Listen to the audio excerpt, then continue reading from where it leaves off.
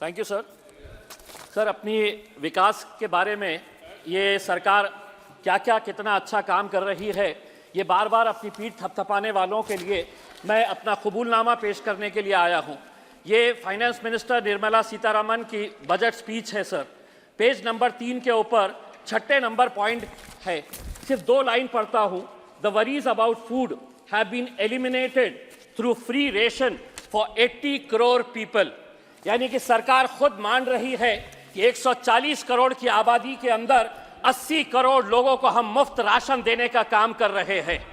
ये आपका विकास है। आपने खुद ने कबूला है 10 साल की आपकी उपलब्धि क्या है, तो आप 80 करोड़ लोगों को मुफ्त राशन देने का काम कर रहे हैं। ये फाइनेंस मिनिस्टर ने खुद अपने बजट स्पीच के अंदर कहा है। उसके बाद उन्होंने कहा है, विद द परस्यूट ऑफ सबका साथ in these 10 years the government has assisted 25 crore people to get freedom from multi dimensional poverty. हमने 25 करोड़ लोगों को गरीबी रेखा से ऊपर उठाया है।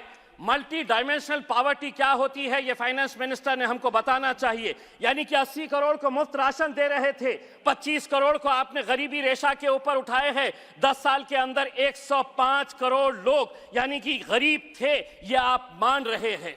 यह आपकी 10 साल की उपलब्धि है। आपने ये कहा है कि हम 3 करोड़ घर बना रहे हैं। मुझे क्यों शक हो रहा है आपके आंकड़ों के ऊपर, क्योंकि मेरे चुनावी क्षेत्र औरंगाबाद के अंदर 60,000 लोग 2017 से एक सपना देख रहे हैं कि मोदी जी ने वादा किया था कि मार्च 2022 तक इस देश के अंदर हर बेघर को घर मिलेगा। और सिर्फ घर नहीं मिलेगा, घर में नल रहेगा और नल में जल रहेगा। घर देना तो बहुत दूर की बात है अध्यक्ष महोदय, एक घर का काम की शुरुआत भी नहीं की गई है। 60,000 लोगों को अगर आपने सपना दिखाए है, तो क्यों आप यह झूठा सपना दिखाए हैं कि 60,000 लोग को एक घर देना बहुत दूर की बात है, बनाया तक नहीं गया है। अध्यक्ष महोदय, हमारी माइनॉरिटी मिनिस्टर यहाँ पर बैठी हुई है, हम उनका बहुत आदर करते हैं। 2023-24 के अंदर आपने माइनॉरिटी का बजट 38% कम कर दिया। कितना बजट किया, तो 3097.60 करोड़ रुपीस माइनॉरिटी का बजट इस बार आपने बढ़ा दिया है।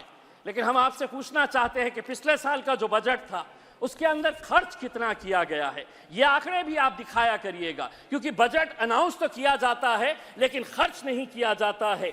आप मदरसों का बजट घटा दिए हैं और आपने प्री मैट्रिक स्कॉलरशिप, यानी कि आपने मदरसे से आपको परहेज है लेकिन बच्चों को स्कूल के अंदर तो जाने दीजिए।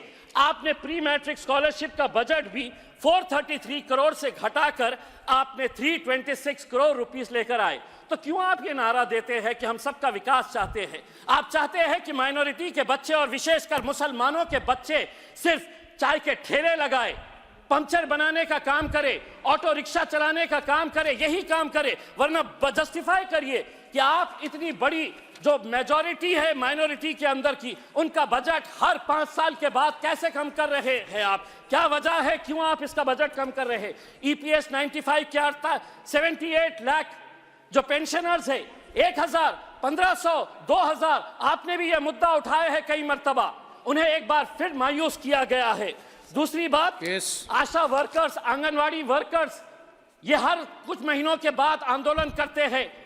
आप ये छोटी छोटी बच्चियों को, माँ को जो प्रेग्नेंट है, उनका इलाज, उनका देखरेख करने का जो काम करती है, आपने उनको कहा कि हम आपको भी हेल्थ कवर के अंदर लेकर आएंगे लेकिन आपकी पगार नहीं बढ़ने देंगे। 7,000 रुपये मिलते हैं आशा वर्कर्स को, आंगनवाड़ी वर्कर को पूरी मेहनत करने के बाद भी 15,000 रुपये मिलते हैं। आज क्या वजह है कि आज उत्तर प्रदेश का नौजवान जो है वो इजराइल में जाकर मजदूरी का काम करने के लिए तैयार है, क्योंकि वहां पर 1,37,000 रुपये सिर्फ मजदूरी करने के लिए उसे मिल रही है। और यहाँ पर हम 15,000, 7,000, 2,000 रुपये EPS पेंशन के नाम के ऊपर, आशा वर्कर्स के नाम के ऊपर हम दे रहे हैं। 1 मिनट अध्यक्ष महोदय, 1 मिनट। बहुत चुभने वाली बात है, चुभने वाली इसलिए है कि बैंक और राइट ऑफ जो किया जा रहा है बड़े बड़े उद्योगपतियों का, यह आंकड़ा फाइनेंस मिनिस्टर को यकीनन पसंद नहीं आएगा।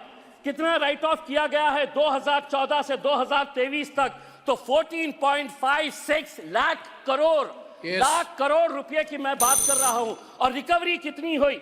तो रिकवरी महज 14.07% हुई है, यानी कि 86% रिकवरी श्री कब सुनील होगी। तटकरे। और ऐसे मौके के ऊपर सिर्फ 30 सेकंड दीजिए, जब आप बड़े बड़े उद्योगपतियों का पैसा माफ कर रहे हैं, मेरे चुनावी क्षेत्र औरंगाबाद के अंदर 3,330 ऐसे सरकारी स्कूल हैं जिनके ऊपर पक्की छत नहीं है, टीन के शेड के नीचे ये बच्चे पढ़ते हैं। हम एसी बंद करने की बात कर रहे हैं और वो तपती धूप के अंदर टीन के शेड के नीचे पढ़ रहे हैं। स्वतंत्र भारताच्या इतिहासात